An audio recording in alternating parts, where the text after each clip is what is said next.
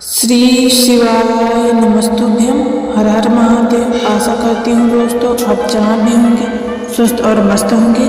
आज हम भगवान शंकर की एक नई रोचक कथा को श्रवण करेंगे, जिसमें चंद्रमा शंकर जी के मस्तक पे क्यों और कैसे विराजमान हुए थे। आज हम इस कथा को सुनेंगे।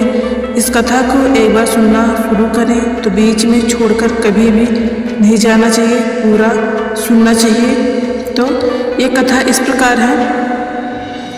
भगवान शिव के मस्तक पर चंद्रमा और गले में सांपों की माला है। शिव पुराण में भगवान शिव के मस्तक पर विराजित चंद्रमा का उल्लेख किया गया है, जो पूरी सृष्टि को अपनी शीतलता प्रदान कर रहे हैं। चलिए इस लेख में हम आपको विस्तार से बताएंगे कि आखिर भगवान शिव ने अपने मस्तक पर चंद्रमा को क्यों और कैसे धारण किया। दोस्तों,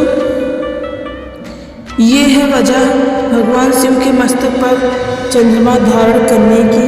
कई पौराणिक कथाएं प्रचलित हैं। शिव पुराण के अनुसार समुद्र मंथन के दौरान जब उनमें से विष निकला, तो ऐसे में सृष्टि की रक्षा करने के लिए भगवान शंकर ने स्वयं विष को ग्रहण किया। इसके बाद उनका शरीर विष के असर से अधिक गर्म होने लगा और कंठ में जमा हो गया।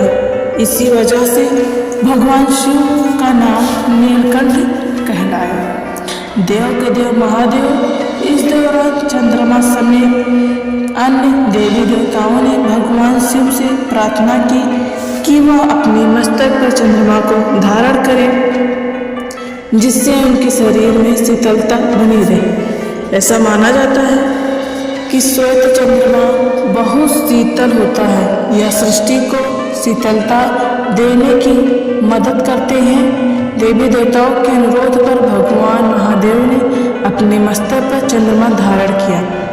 मान्यता है कि तभी से उनके मस्तक पर चंद्रमा आज भी विराजमान है। दोस्तों, इसी तरह से एक कथा और है जो मैं आपको सुनाने जा रही हूँ। 27 नक्षत्रों में एक रोहिणी थी, जो भगवान चंद्रमा के सबसे करीब थी। ये देखकर चंद्रमा की बाकी पत्नियां जलकर गुस्सा होकर अपने पिता दक्ष मतलब माता सती का नाम जानते ही होंगे। माता सती शंकर जी की सबसे पहली पत्नी थी और दक्ष उन्हीं के ही पिता थे। तो उन लोगों ने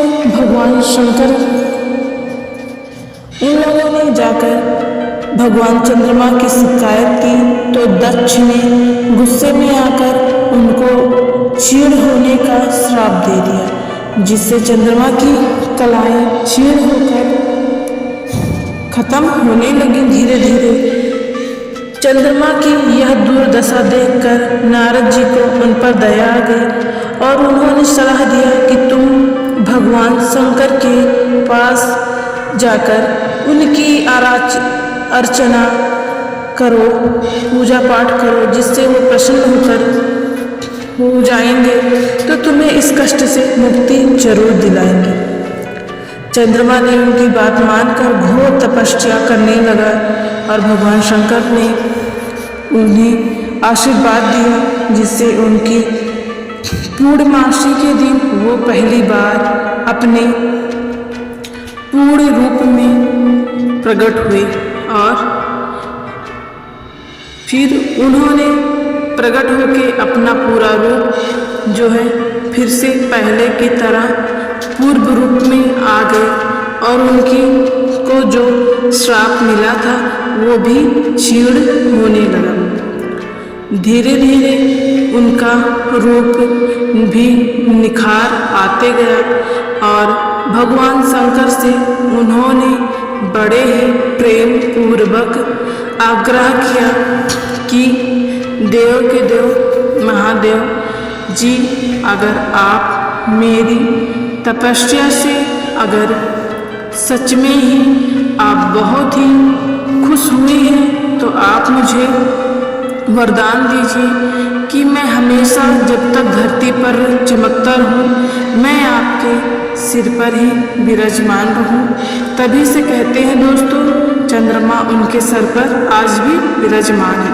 ये कथा यहीं पर समाप्त हुई दोस्तों। आपको पसंद आया तो लाइक शेयर सब्सक्राइब करना मत भूलिए।